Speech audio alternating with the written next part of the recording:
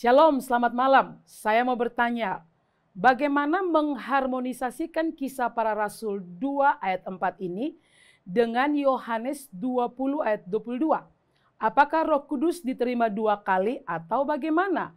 Mohon penjelasannya, Pak. Terima kasih. Nah, memang di Yohanes 20 itu ya, ayat 22, pada waktu Yesus menampakkan diri kepada murid-murid setelah dia bangkit, itu dia sempat menghembusi mereka dengan Roh Kudus. Ya, terimalah Roh Kudus. Dia menghembusi mereka dengan Roh Kudus. Berarti murid-murid sudah terima Roh Kudus dong. Lalu di Kisah Rasul pasal yang kedua kita bisa melihat pada hari Pentakosta, murid-murid itu juga menerima Roh Kudus yang dicurahkan. Bahkan itu dikatakan sebagai janji Allah.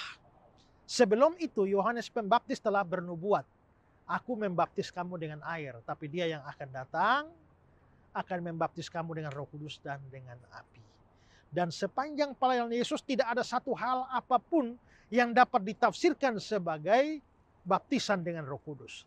Nanti setelah Yesus bangkit dari antara orang mati, lalu pada saat dia mau naik ke surga, baru dikatakan di Kisah pasal 1 ayat 6 ya, tidak lama lagi kamu akan dibaptis dengan Roh Kudus.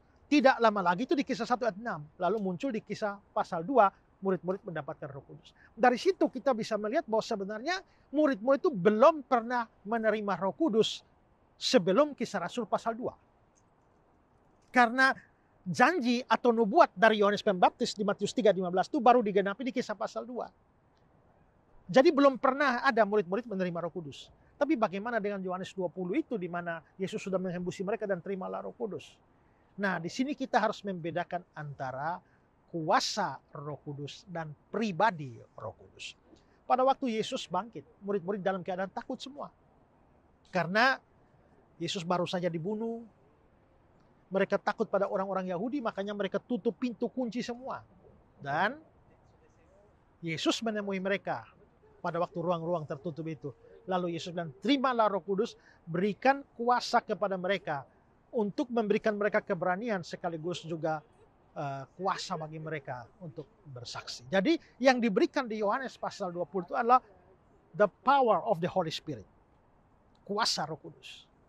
Tapi yang terjadi di Kisah pasal 2 itu bukan hanya sekedar kuasa. Kuasa ya, tapi lebih kepada pribadi Roh Kudus yang diutus ke dalam dunia ini dan mendiami para murid, mendiami orang percaya. Maka sejak daripada itu Roh Kudus itu mendiami murid-murid dan orang percaya sehingga mereka lalu menjadi bait Roh Allah, Roh berdiam di dalamnya. Jadi itu bukan dua hal yang bertentangan. Yang satu yang di Yohanes itu adalah kuasa Roh Kudus. Sedangkan yang di Kisah pasal 2 itu adalah kuasa sekaligus pribadi Roh Kudus.